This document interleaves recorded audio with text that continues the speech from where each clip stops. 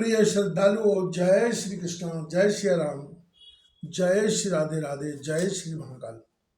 इस प्रवचन में आपको श्रवण कराएंगे भगवान विष्णु का मधु कैटभ से 5000 वर्षों तक युद्ध करना, विष्णु द्वारा देवी की स्तुति तथा देवी द्वारा मोहित मधु कैटभ का विष्णु द्वारा वध।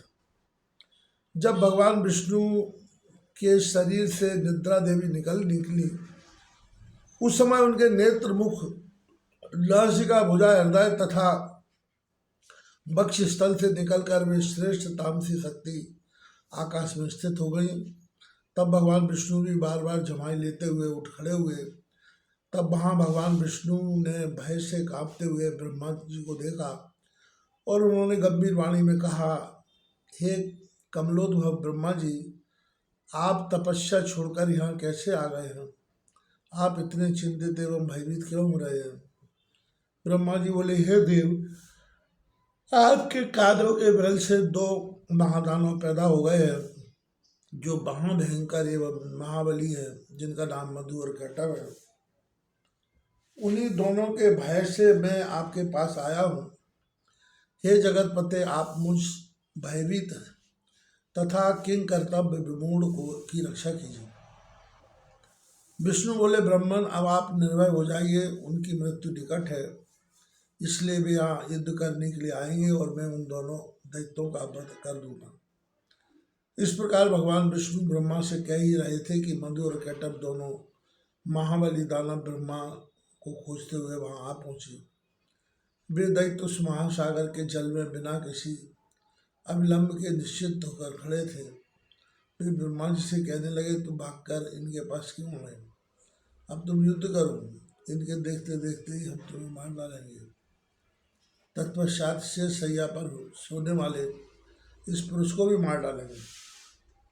उन दैत्यों का वचन सुनकर भगवान विष्णु ने कहा, अरे दानवेंद्रो, तुम दोनों मेरे साथ यथेच्छ युद्ध करो।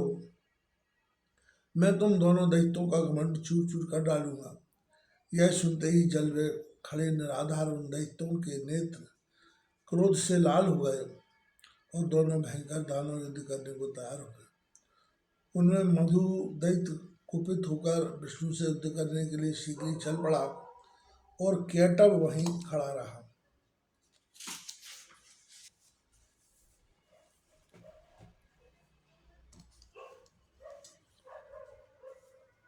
दो मत वाले वीरों के समान मधु और कैटभ में वायु होने लगा।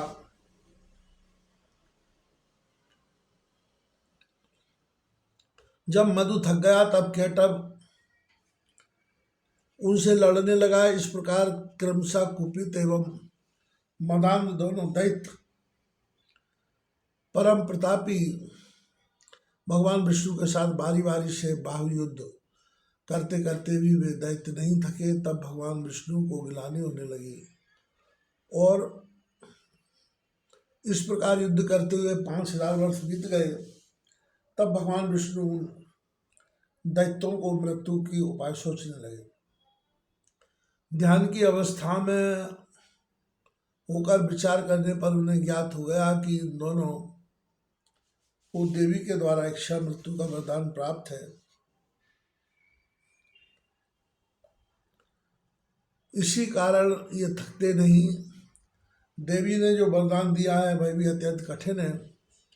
अत्यंत दुखी, रोग और दीनहीन प्राणी भी शिक्षा कभी नहीं मारना चाहता, तब भला ये दोनों मदोन्मत्त क्यों मारना चाहे। अतएव अब मैं सब चिंता छोड़कर उन यदि शक्ति भगवती विद्या देवी की शरण में जाऊं, जो सबकी मनोकामना सिद्ध करने वाली है, क्योंकि बिना उनके प्रसन्न हुए कोई कामना पूर्ण नहीं होती। ऐसा मन में विचार करते ही भगवान विष्णु ने आकाश में स्थित सुंदर स्वरूपवती योग निद्रा भगवती शिवा को देखा। उन्हें देखते ही योगेश्वर भगवान कृष्ण उन दोनों दैत्यों के विनाश के लिए हाथ जोड़कर प्रदक्षिणा भगवती भुवनेश्वरी को की स्तुति करने लगे। नमो देवी महामाये षष्ठ श्रृंगार कारिणी अनादि निधने बंडी मुक्ति मुक्ति प्रदे शिवे अनुभूतो मया तेयं प्रभात भ्राति दुर्वदा यदम निद्रयालीना सपातो शुभ चेतना अचेतनत्वं संप्राप्तः प्रभान मुच्चाम्यके त्वया मुक्त प्रवृद्धे अहम युद्धम से स्वागतम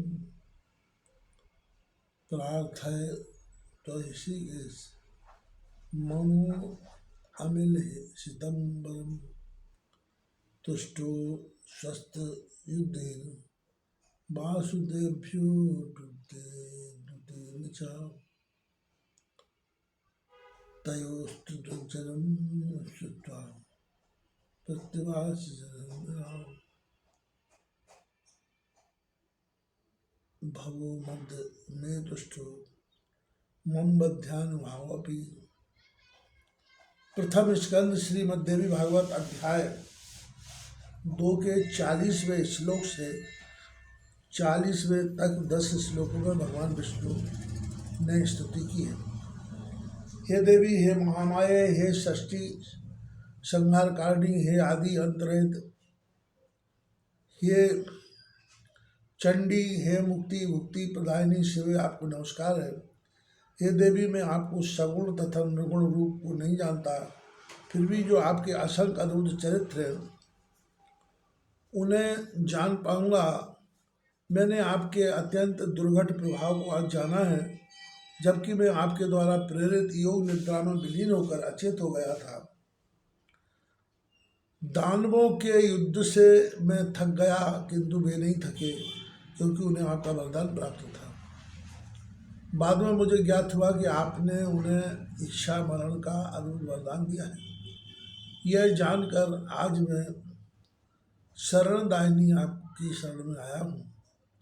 अतः हे माता, अब मेरी सहायता आप ही करें, क्योंकि मैं युद्ध करते करते बहुत ही खिन्न हो गया हूँ। हे देवताओं की पीड़ा हरने वाली, आपके वरदान से दोनों दानव मदोन्मत्त हो गए। वे दोनों पापी दैत्य मुझे मार डालना चाहते हैं। अब मैं क्या करूं, कहाँ जाऊं? प्रणाम करते हुए उन जगन्नाथ विष्णु के ऐसा कहने पर देवी ने उनसे कहा, हे देवदेव, हे हरे, हे विष्णु, आप पुनः उनसे युद्ध कीजिए। इन दोनों वीरों को छल पूर्वक मोहित करके ही मारा जा सकता है। मैं अपनी वक्र दृष्टि से उन्हें मोहित कर दूंगी। अपनी माया से जब मैं उन्हें मोहित कर दूंगी, तब आप शीघ्र ही इन दोनों का वध कर डालिए। देवी के प्रति रस से पूर्ण वचनों को सुनकर विष्णु उस सागर में युद्ध स्थल में आकर खड़े हो गए। तब विष्णु को आते देख वे दोनों युद्ध के अभिलाषी महाबली दैत्य भी वहाँ आ डटे। इस प्रकार उनमें परस्पर भयंकर युद्ध होने लगा। उन दोनों महाबलशाली दानवों को युद्ध देखकर श्री हरि ने दीन दृष्टि से भगवती की ओर देखा। विष्णु की ऐसी कारण दीन दशा देखकर अरुण नेत्रों वाली भगवती उन दोनों दैत्यों की ओर देखकर हंसने लगी और उन्होंने काम बाणों के समान मद मुस्कान युक्त तथा प्रेम भाव से भरे अपने कटाक्षों से उन दोनों दैत्यों को अत्यंत मोहित कर दिया। वे भगवती अनुकंपा जानकर काम बाण से अत्यंत पीड़ित होने वाले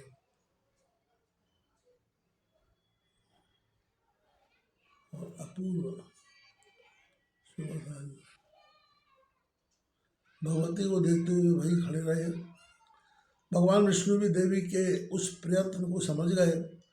दोनों कामी दानवों को देवी की माया से विमोहित जानकर स्वकार साधक भगवान विष्णु ने वहाँ मेघ के समान गंभीर एवं मधुर वचनों के द्वारा उन दोनों का उपसंहार उपास करते हुए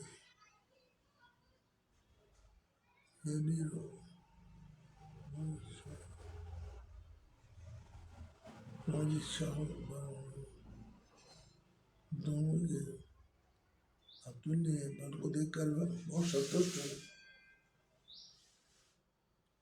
वे बोले, हे विष्णु, हम लोग याचक नहीं है, यदि लेना चाहें तो जो मांगेंगे हम दे सकते हैं, क्योंकि हम भिक्षुक नहीं, दाता है। उन दोनों का वचन सुनकर विष्णु ने उत्तर दिया, यदि तुम दोनों मेरे ऊपर प्रसन्न हो तो यही वरदान दो कि तुम दोनों भाई मेरे ही हाथों मारे जाओ। विष्णु का वचन सुनकर दोनों भाई चकित एवं ठगे से रह गए और कहने लगे, हे मधुसूदन, आप हमें किसी निर्जल प्रदेश की सुविस्तृत भूमि पर मारिए, तभी हम आपसे मारे जा सकेंगे। तब भगवान विष्णु ने अपनी दोनों जांघों को सुविस्तृत करके जल के ऊपर ही स्थल दिखा दिया और कहा, दैत्यों देखो, यहाँ जल नहीं है, पृथ्वी है, यहीं पर दोनों अपना सिर रखो। तब उन दोनों दैत्यों ने अपना शरीर बढ़ाकर कई योजन लंबा चौड़ा कर लिया। विष्णु ने अपनी दोनों जांघों को बढ़ाकर दुगना कर दिया। तभी अपनी बात सत्य प्रमाणित करने के लिए उन्होंने अपने अपने मस्तक उस अत्यंत अद्भुत जंघा पर रख दिए। उसी समय प्रतापी विष्णु ने अपने सुदर्शन चक्र से जंघे पर स्थित उन विशाल सिरों को वेगपूर्वक धड़ से अलग कर दिया। जब दोनों मधुकटक मर गए तब उन्हीं की चर्बी से संपूर्ण सागर पट गया। तब से पृथ्वी का भाग दंदनी पड़ गया और मिट्टी भी अवश्य मानी जाने लगी। बुद्धिमान मनुष्यों को चाहिए कि वे महामाया महाविद्या भगवती की सदा उपासना करें एवं वे पराशक्ति ही समस्त देव दानव द्वारा आराध्य है। उनसे बढ़कर वहाँ दूसरा कोई लोक में नहीं है।